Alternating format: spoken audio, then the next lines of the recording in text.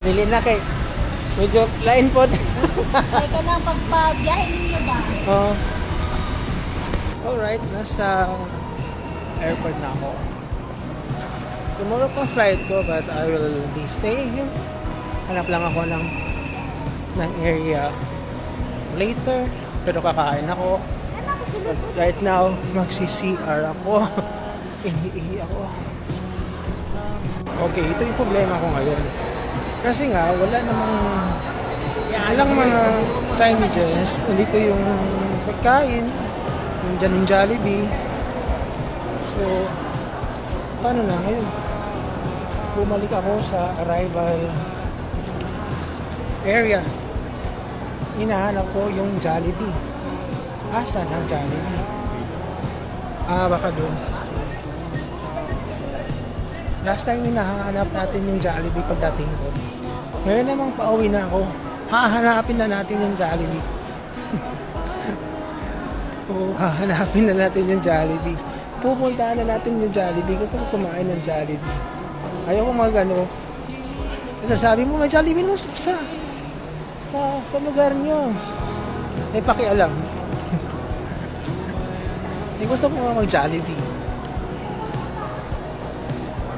Kita ko na. May English. So doon tayo magtatambay. Mag-feeling mayaman tayo. Tonight.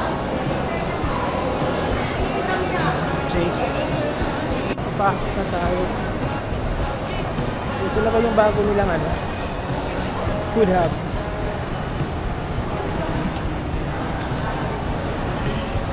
Welcome to me.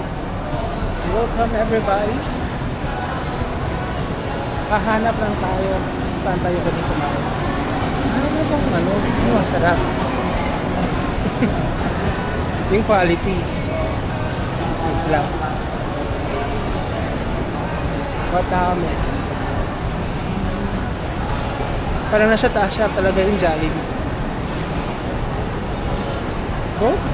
Ano naman akong nito? Parang balikbayan. Naghahanap ng Jollibee. Nasa kabilang lugo pala, 4th floor pa. So, grabe rin. Dito na lang tayo mag-suspend.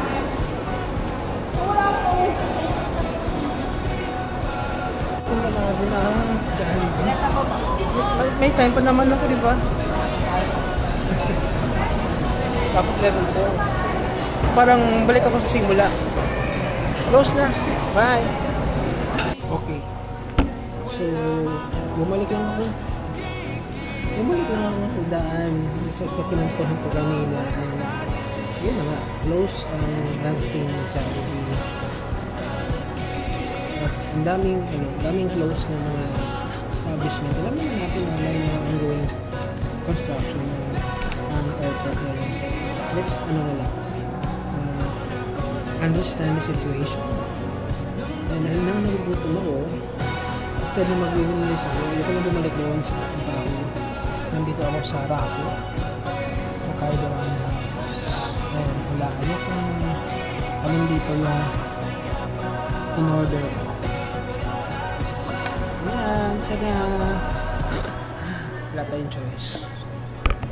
So, let's taste this. Yummers, kain tayo.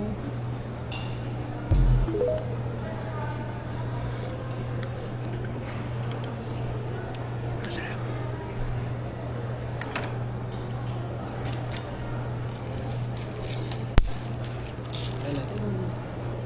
Alam ko ba mag-ano?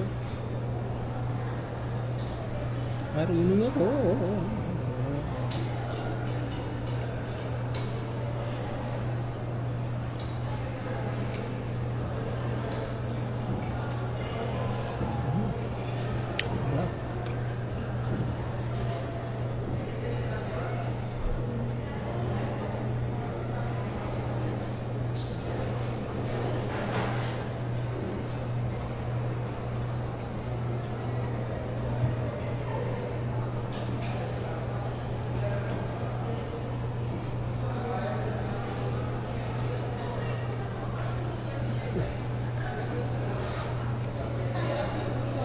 Jollibee.